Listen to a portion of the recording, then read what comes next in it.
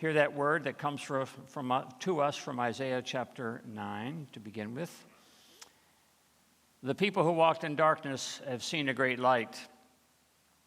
Those who dwelt in the land of deep darkness, on them has light shined. For a child has been born for us, a son given to us. Authority rests upon his shoulders, and he is named Wonderful Counselor, Mighty God, Everlasting Father, Prince of Peace. His authority shall grow continually, and there shall be endless peace for the throne of David and his kingdom. He will establish and uphold it with justice and with righteousness from this time onward and forevermore. The zeal of the Lord of hosts will do this. And then from the Gospel of John, there was a man sent from God whose name was John. He came as a witness to testify to the light, so that all might believe through him. He himself was not the light, but he came to testify to the light. The true light, which enlightens everyone, was coming into the world.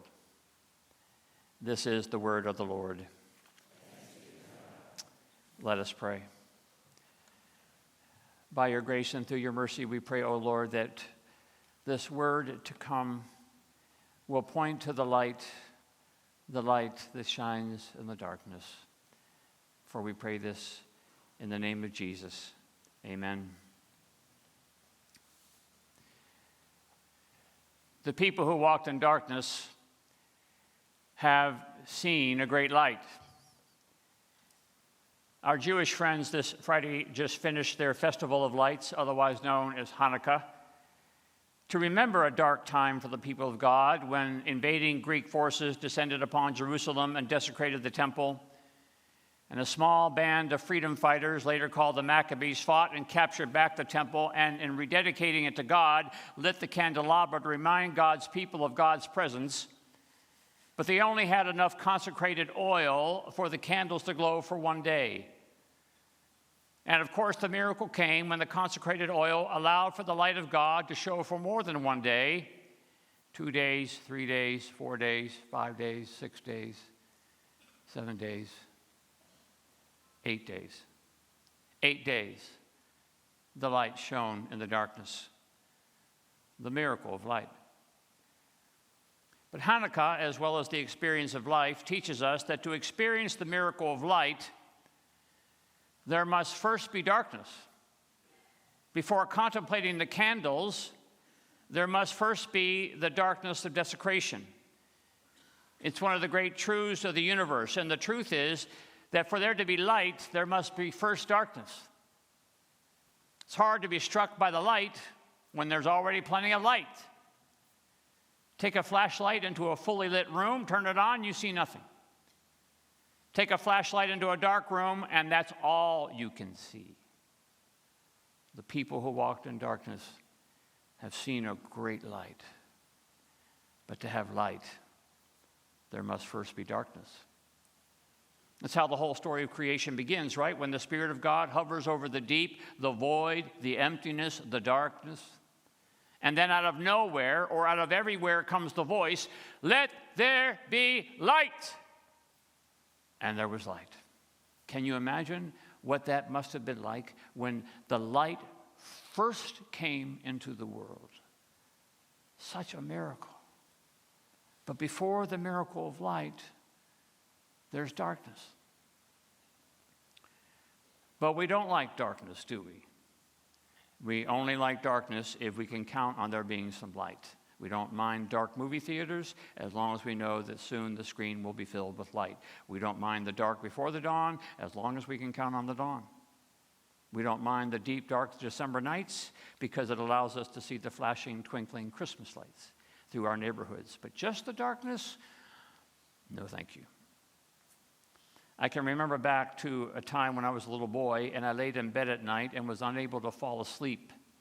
Usually I had no trouble falling asleep, but there would be some nights when I had something on my mind or I had drunk a little too much cocoa before bed and I just couldn't get to sleep. And I was the kind of boy that didn't like not being able to go to sleep. And like most children, when I found great comfort in being able to go out to my parents who were sitting in the family room reading or watching TV, and I would sit with them until they told me to go back and to try to fall asleep again, which I would do. And if after a while it wasn't working, I would likely go back out and sit with my parents a little longer until they asked me to try again, and I'd go back to bed and I'd try again. And I can remember back to those nights as I lay in bed trying to fall asleep. I can remember lying there and looking at the bedroom door and the crack that was at the bottom of the door, because there I could see the light shining from the hallway. And as I would lie there awake, I would pray that I would fall asleep before the light went out. Because when the light went out, when the light ceased to shine, it meant that there was no one left awake to whom I could go. But as long as the light was on, as long as it shone underneath the door, I knew that there was someone out there onto whose lap I could climb and who would wait with me until I fell asleep. It's no fun when the light goes out, but sometimes it does. I'm not sure why it does. Why couldn't we have light all the time, I ask. It's one of the questions I'm going to ask God. Why can't we have light all the time? But we don't. That's the human experience. Sometimes there are days, weeks, months, years when, like the people of God, we walk in darkness, when we dwell in the land of deep darkness. Misfortune turns life against us. Grief has us staring at an empty space. Depression descends. Melancholy settles. Loneliness creeps. And we begin to wonder whether the miracle of light will ever return. One of my favorite rides up at Disney is Space Mountain. I love roller coasters, and there's nothing like a roller coaster in the dark. Nothing in front of you as you hurtle through the darkness, not knowing when and which way the next turn or dip will take you. And you jump on because you have a fair amount of confidence that professionals have actually tested the tracks. And there are cars and operators that know what they're doing. And you head into the cavernous dark because you're fairly sure that light awaits you in about 3 minutes. One time when I was riding Space Mountain, the coaster came to a gradual halt. It stopped in the darkness. And there we sat in the darkness. And when you sit in the darkness long enough, you begin to wonder, when are we going to get out of the darkness? This sudden and unplanned pause in the darkness. It didn't take very long, of course, for them to figure out how to unstick us, and we were off. But for a while, we sat there in the unplanned darkness. Life, I think, has its moments of unplanned darkness that few of us anticipate or avoid. C.S. Lewis, the great defender of the faith, the great reasoner of why we believe what we believe, the most widely read Christian author of the 20th century. You may not have heard of him. Waited a long time to find the love of his life. It took until his 50s to find her, and he courted her, and he married her, and her name was Joy. The old fumbling bachelor had finally found his joy. Finally was graced by a loving wife. But within a few short years, Joy was diagnosed with cancer, and within a couple of years, at the age of 45, she breathed her last in Lewis's arms. In the wake of her death and in the depths of his grief, Lewis wrote a little book called A Grief Observed, in which he chronicles his journey into the cavern of darkness, stuck without any light. In it he wrote, "Where is God? This question is one of the most disquieting symptoms of my sadness. Oh, when you're happy, oh, so happy that you have no sense of needing him, so happy that you're tempted to feel his claims upon you as an interruption. If you remember yourself and turn to him with gratitude and praise, you will be, or so it feels, welcomed with open arms. Ah, but go to him when your need is desperate, when all their help is vain. And what do you find? A door slammed in your face and a sound of bolting and double bolting on the inside. And after that, silence. You may as well turn away. The longer you wait, the more emphatic the silence will become. Even the saints are not immune to the land of deep darkness." So is it any surprise that when the early Christians decided to fix on the calendar the celebration of Christmas, that they chose of all times the darkest time of the year? They could have chosen the brightness of the summer or the springiness of the spring or even the colors of autumn, but instead they chose the darkness of December, at that time when the days shrink to their shortest and the night is the longest, right up against the winter solstice, where the earth is the darkest it will ever be, and the very point when the daylight begins to grow. When should we celebrate Christmas, they ask. Well, let's plan for that time when the darkness will show the greatness of the light. Let's plan for the time when we can share with one another the most common of experiences, those seasons of darkness, those times when we're stuck in the dark cavern, those moments of misfortune. Let's bring together our very humanity and wait for the light to come. And the light does come. It's why we have the longest night service every year, because we believe that the light does come. In fact, it never left. Christmas, if it's anything, is that time we bring ourselves back to year after year after year to be reminded that in this darkened world filled with darkened seasons, this world that has a remarkable ability to turn out the lights and convince us that the sun is no longer in the sky, time and time and time again, we bring ourselves back to Bethlehem to find there the light that never left. The true light, writes the apostle, that enlightens everyone, was coming into the world. There's a game we all play with our children. Not long ago, I was playing it with my grandson. I call it the blanket game or the peekaboo game.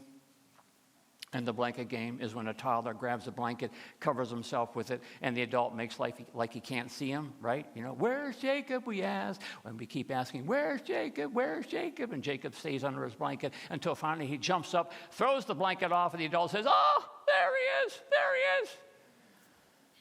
I'm not sure how old you have to be before you begin to realize that the adult has never lost sight of you, even though you've had that blanket over you. I think I was 17 when I figured that out. But life does have its way, doesn't it, of throwing the blanket over us, covering us up with the darkness, making us wonder if there's anybody out there who sees us. And I think about that when I think about those long nights when I was a kid and I couldn't sleep, and I kept looking at that light underneath the door and hoping it wouldn't go out. And of course, my hoping it wouldn't go out is what kept me awake. And then, of course, it went out.